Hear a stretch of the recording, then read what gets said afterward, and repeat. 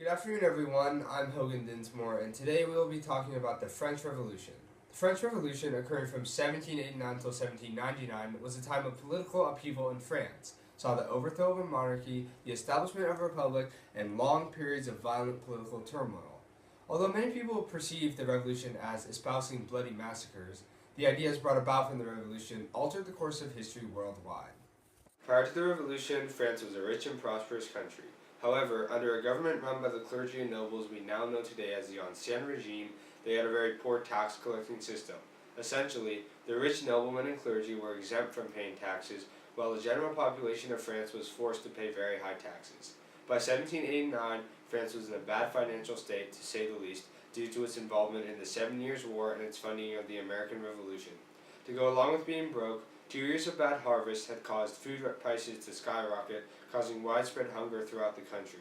While all of this was going on, Enlightenment ideas were circulating around the country, and people were beginning to question the king's divine right to rule and why the Catholic Church had so much power in society.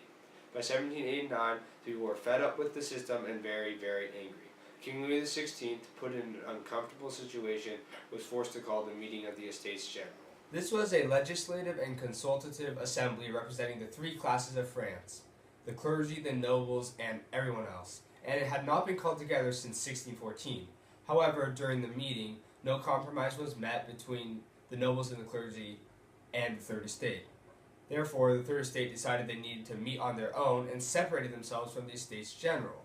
On June 20th, 1789, the new National Assembly took the famous tennis court oath, vowing not to separate until a new constitution was established.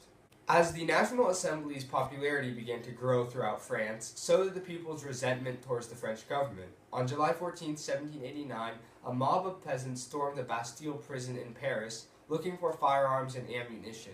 This event is significant because it is considered the start of the revolution. After this, the people continued to riot and burn down tax collectors' houses. On August 4th, 1789, the National Assembly abolished the majority of the Ancien Regime, including feudal rights, privileges for the nobles, and unequal taxation between the classes. A few weeks later, the Assembly published the Declaration of the Rights of Man and the Citizen, which gave equal rights of liberty, property, and security to all citizens of France. This document was written to state the rights that were to be represented in the Constitution. In October, mobs of peasant women, angered with the lack of food, stormed the Palace of Versailles and forced King Louis XVI and Marie Antoinette to move to Paris. At this point, the National Assembly was leaning towards creating a constitutional monarchy with King Louis XVI still at the head. However, after him and Marie Antoinette were caught trying to flee the country, the people of France realized he was against the revolution.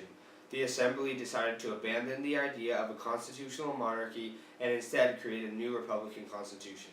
In the meantime, they suspended the monarchy and had new forms of elections allowing everyone in France to vote. At this time, King Louis XVI had been tried for treason against the state, found guilty, and was forced to be executed. On January 21st, 1793, King Louis XVI was executed via the guillotine in Paris. This marked the start of the most well-known and bloody part of the French Revolution, the Reign of Terror. During this time period, the Committee of Public Safety, led by Maximilien Robespierre, came into power. Under their leadership, over 16,000 people were killed. Basically, anyone suspected of being against the revolution was executed via the guillotine. The terror took the life of Marie Antoinette, and eventually, after the people became fed up with all the deaths, it took the life of Maximilien Robespierre himself. The death of Maximilien Robespierre brought an end to the gory reign of terror. However, after his death, France was still fighting wars with Prussia and Austria. The corporal, Napoleon Bonaparte, led France to victories in both these wars.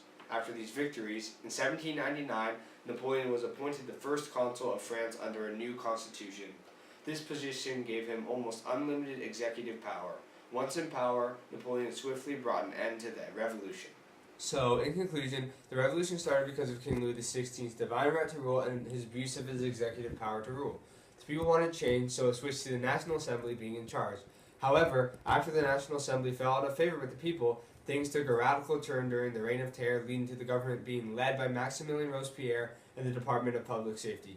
After this short period of time, France fell back into a government under Napoleon Bonaparte, which was very similar to the government under King Louis XVI. In fact, arguments can be made that Napoleon ruled more absolutely than King Louis. Even so, although the revolution did not bring much change to France in the long run, its radical ideas and changes are still being felt throughout the world today.